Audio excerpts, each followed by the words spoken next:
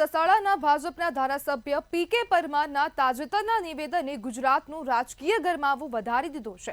પાટડી ખાતે ઠાકોર સમાજના વિદ્યાર્થી સન્માન સમારોહમાં પરમારે ઓબીસી અનામત મુદ્દે કહ્યું કે 27% અનામતનો મોટો હિસ્સો સમૃદ્ધ જ્ઞાતિઓ લઈ જાય છે, જ્યારે ખરેખર પછાત વર્ગોને તેનો પૂરતો લાભ મળતો નથી। પરમારે આ મુદ્દે જાતિ આધારિત વસ્તી ગણતરીની જોરદાર હિમાયત કરી। તેમનો દાવો છે કે જેની જેટલી વસ્તી તેને તેટલો અનામતમાં હિસ્સોના સૂત્રથી જ ન્યાય થઈ શકે। તેમણે એ પણ કહ્યું કે ભાજપ સરકાર આ દિશામાં ગંભીર છે અને આ પ્રકારના ફેરફાર માટે પ્રયત્નશીલ છે।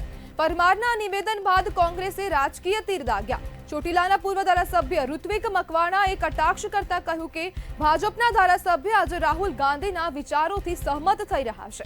સાથે જ પરમારને હિંમત માટે અભિનંદન પાઠવતા એમ પણ ઉમેર્યું કે જો તેઓ કોંગ્રેસમાં આવે તો સ્વાગત છે। ત્યારે હવે આ નિવેદનથી રાજકીય ગરમાવો વધી રહ્યો છે અને આ જે પીકે પરમારના જે નિવેદન છે તેને લઈને હવે સ્થાનિક રાજકારણમાં ક્યાંક ને ક્યાંક હવે ઉથલપાથલ થાય તો કોઈ નવાઈ નથી। ચોટીલાના પૂર્વ એમએલએ ઋત્વિક મકવાણાએ પણ ભાજપ પર કટાક્ષ કર્યો છે, જ્યારે ઓબીસી અનામત પર ભાજપના એમએલએ આ મોટું નિવેદન આપ્યું છે। સાથે કોંગ્રેસના ઉપપ્રમુખ દિનેશ રથવી જોડાઈ ગયા છે। દિનેશભાઈ, વસ્તી પ્રમાણે અનામત ન્યાય કે પછી રાજકારણ? આ અનામત છે રાજકારણ કરે છે, ન્યાયની વાત નથી। દસાડાના ધારાસભ્ય પીકે પરમાર સાહેબે પાટડીમાં ઠાકોર સમાજનું સંમેલન હતું, એમાં તેમણે વાણીનો બફાટ કર્યો છે। તેમણે કહ્યું છે કે અમુક સવર્ણ સમાજના લોકો આપણા ભાગની અનામત લઈ જાય છે, તો મારે આપના માધ્યમથી કહેવું છે કે આપના ભાગનું લઈ જતા નથી। આ તો જે અનામત છે તો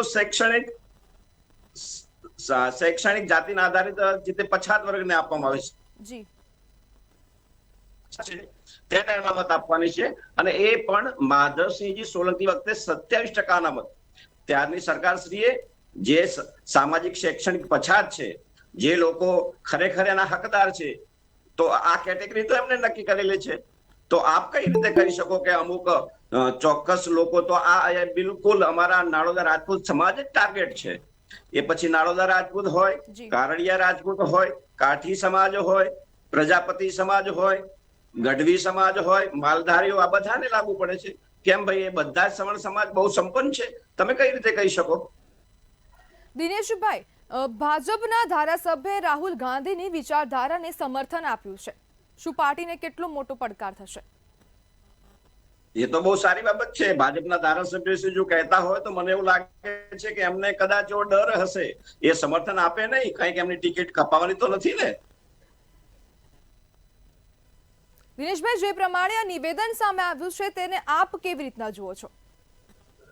હું તો એને જોઉં છું કે આ દસાડાના ધારાસભ્ય પીકે પરમારના જે પેટમાં હતું ને એ હવે મોઢામાં આવ્યું, એટલે જે અંદર પડ્યું તે બહાર આવ્યું। આપના માધ્યમથી કહેવા માંગુ છું, આવી કિન્નાખોરી રાખશો નહીં। આ દ્વારા તો તમે એક થી બીજા સમાજ દ્વારા વૈમનસ્ય ઉભું કરી રહ્યા છો। અંદરો અંદર કોમને લડાઈને તમે શું સાબિત કરવા માંગો છો? આવી નેતાગીરી ના હોય, નેતાગીરી શીખવી હોય ને તો અમારા દસાડા વિધાનસભાના પૂર્વ ધારાસભ્ય નવસાદ સોલંકીના ક્લાસ લો અને કઈ રીતે લોકો સાથે વાત કરાય, કઈ રીતે એમનું કામ કરાય। આ ધારાસભ્યને મારે કહેવું છે, તમે જે ગ્રાન્ટની ફાળવણી કરો છો ને, અમારા દસાડાના દસાડા, પાટડી અને લખતર વિધાનસભાના 152 ગામ છે, એની જયારે વહેંચણી કરવાની હોય ને ત્યારે યોગ્ય ક્યાંને કેટલી વસ્તીના ધોરણે કેટલી એને કેટલી ગ્રાન્ટ ફાળવવી એ રીતે જોવામાં આવે છે। આપને એમને તો શું કર્યું છે? એમને તો પોતાના બામણવા ગામમાં જે કઈ ગ્રાન્ટ આવતી, તમે એના આંકડા જુઓ તો ખબર પડશે કે આ તો શું છે કે મોસાળમાં માં પીરસનારી, પછી કઈ કમી હોય? દિનેશભાઈ, શું ઓબીસી અનામત મુદ્દે ભાજપમાં તિરાડ છે? જરૂર, મને તો એવું લાગે છે કે આ અનામત મુદ્દે તો અંદર કંઈક ચરુ ફાટી નીકળ્યો એવું લાગે છે। આ ઉપરના કંઈક સંકેતો મને દેખાઈ રહ્યા છે।